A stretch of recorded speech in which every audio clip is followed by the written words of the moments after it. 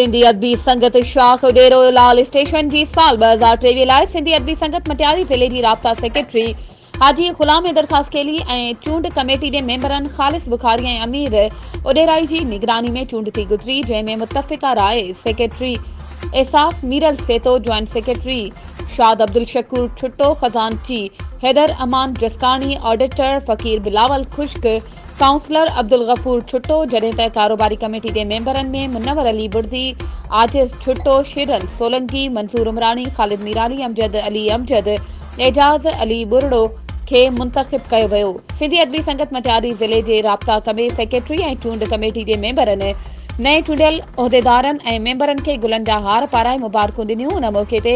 एहसास मीरल सेतो ख़िताब कंदे चयो त सिंधी अदबी संगत जे सभिनी दोस्तनि खे गॾु खणी हलंदासीं ऐं शाख उडेरो लाल स्टेशन खे वधीक फाल बणाईंदासीं। वधीक ख़बरूं ऐं अपडेट्स जे लाइ असांजे चैनल खे सब्सक्राइब कयो ऐं हा, बेल आइकन खे प्रेस करणु न विसारिजो त जीअं असांजी हर नई अचण वारी वीडियो तव्हां ताईं पहुची सघे।